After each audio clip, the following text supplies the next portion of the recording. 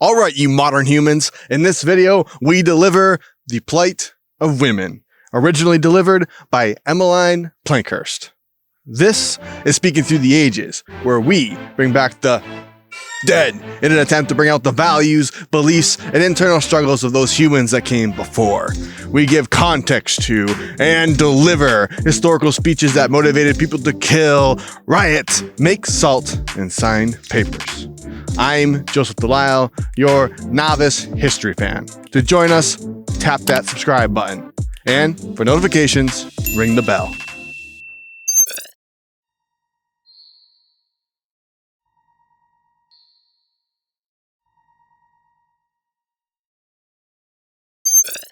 On October 10th, 1903, Pankhurst and several colleagues founded the Women's Social and Political Union, WSPU.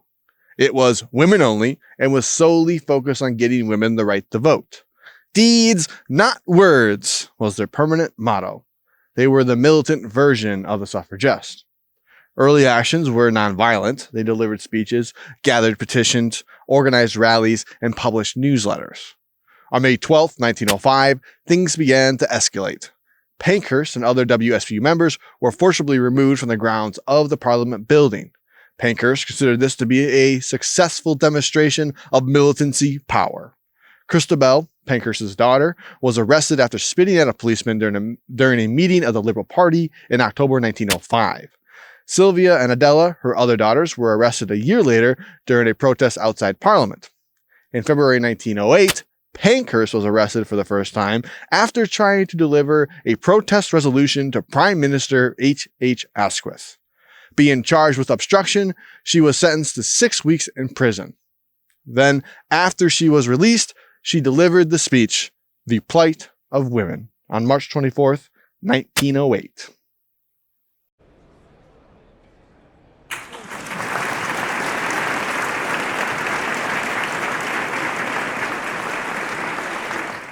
Men and politicians are in the habit of talking to women as if there were no issues that affect women. The fact is, they say, the home is the place for women. Their interests are the rearing and training of children. These are the things that interest women. Politics have nothing to do with these things, and therefore politics do not concern women. Yet, the law decides how women are to live in marriage, how their children are to be trained and educated, and what the future of their children is to be. All that is decided by Act of Parliament. Let us take a few of the laws and see what there is to say about them from the women's point of view. First of all, let us take the marriage laws. They are made by men for women.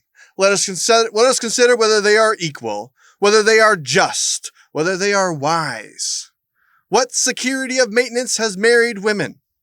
Many a married woman, having given up her economic independence in order to marry, how is she compensated for that loss?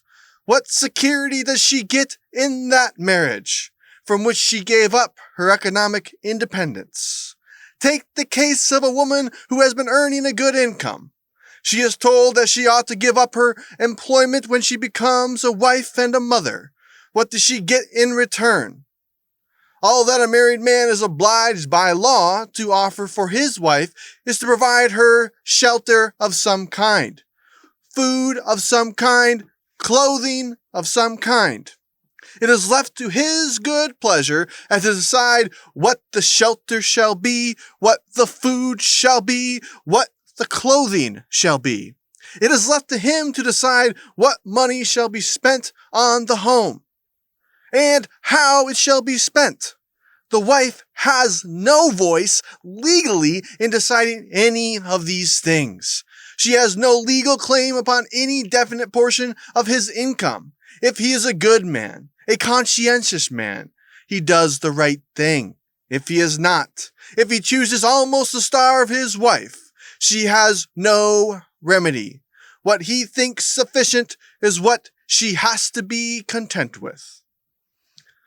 I quite agree in all of these illustrations that the majority of men are considerably better than the law compels them to be. And so the majority of women do not suffer as much as they might suffer if men were as all bad as they might be.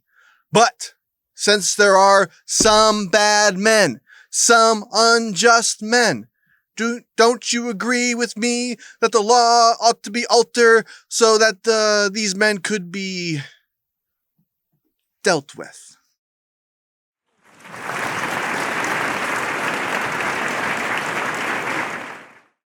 Now, let us look at the woman's position if she had been very unfortunate in marriage. So unfortunate as to get a bad husband, an immoral husband, a vicious husband, a husband unfit to be the father of little children. We turn to the divine court. How is she to get rid of such a man? If a man has got married to a bad wife, and if he wants to rid of her, he has to prove but one act of infidelity. But if a woman who is married to a vicious husband wants to get rid of him, not one act nor 1,000 acts of infidelity entitle her to a divorce. She must prove either bigamy, desertion, or gross cruelty, in addition to immorality, before she can get rid of that man. Let us consider her position as a mother. We have repeated this so often at our meetings that I think the echo of what we have said must have reached many.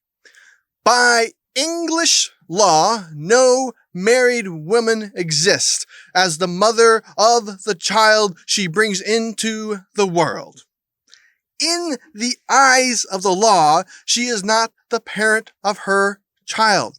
The child, according to our marriage laws, has only one parent who can decide the future of the child, who can decide where it shall live, how much shall be spent upon it, how it will be educated, and what religion it shall profess. That parent is the father.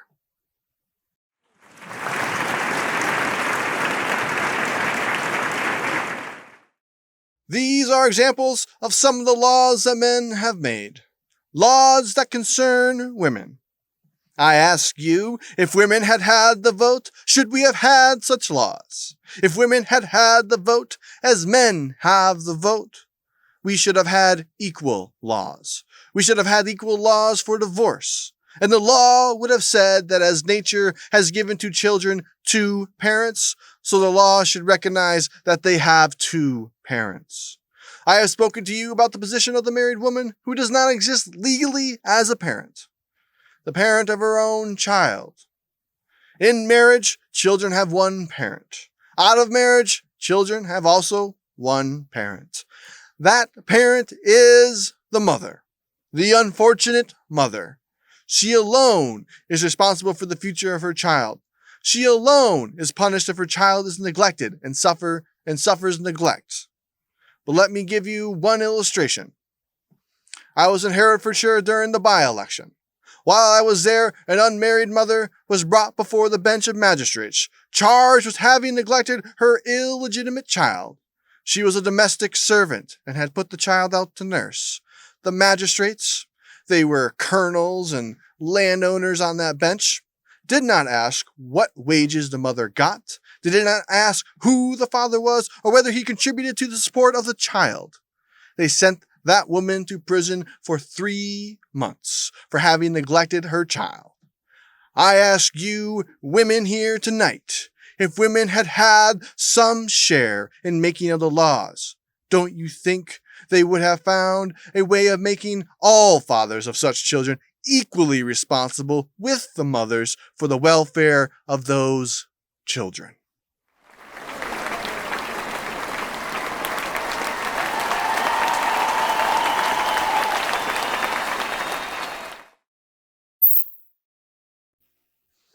Emmeline Pankhurst saw the power in using imprisonment combined with hunger strikes to publicly draw attention to their cause.